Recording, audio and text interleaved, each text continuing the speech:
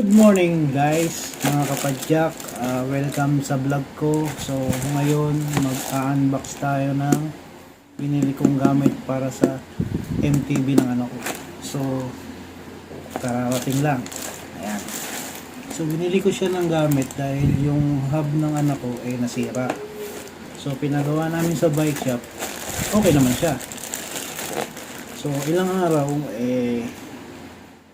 ginamit niya pero naglulus. Nag-worry ako kaya bumili ako ng bagong hub. Kaya ngayon i-unbox natin siya dahil papakita ko sa inyo kung anong klase ito. Ito, simulan na natin. Ayun guys, unbox na natin itong pinadeliver kong hub. So dumating na siya. Ito, simulan na po natin.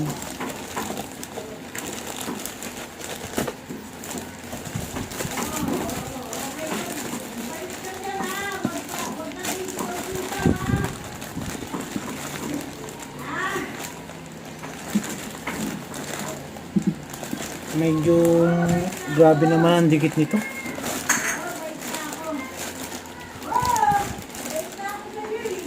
Parang may nagsasalita sa labas Pero okay lang.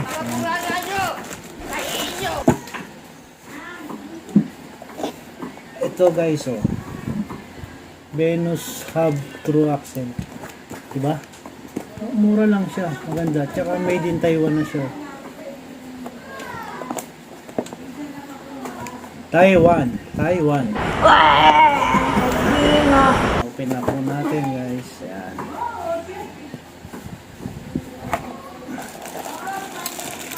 Wow.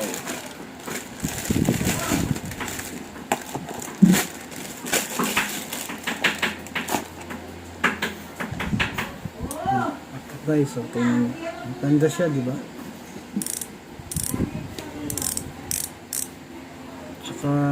Chrome siya, maganda. Magaan siya.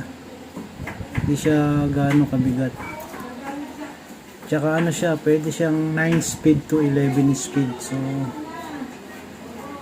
kaya pwede naman kayong bumili hanggang 11 speed to. Kung 9 speed yung MTV nyo, pasok pa rin siya hanggang 11 speed.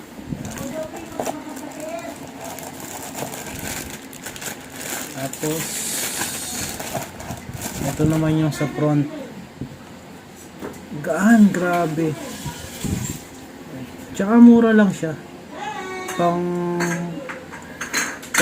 friendly price siya. Hindi siya masyadong mahal. Mura lang siya. Kaya kayang-kaya pang masa ba. Kaya guys, kung bibili kayo huwag muna kayong bumili. Maghanap muna kayo ng may mura na magandang klase. Kasi sayang yung pera niya, di ba? Ito. Kaya quick release na siya. Ayan guys, quick release na. Ganda. So, ayan. Pasok naman sa maganda siya. At saka ang butas niya is 36. May 32. Ito kasi 36 to 36 holes.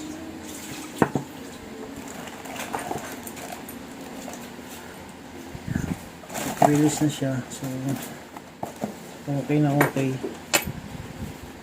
So, bukas kakabit natin guys. Wow, tunog. Mahirap. Yun.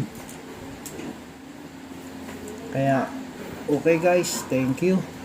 Maraming salamat.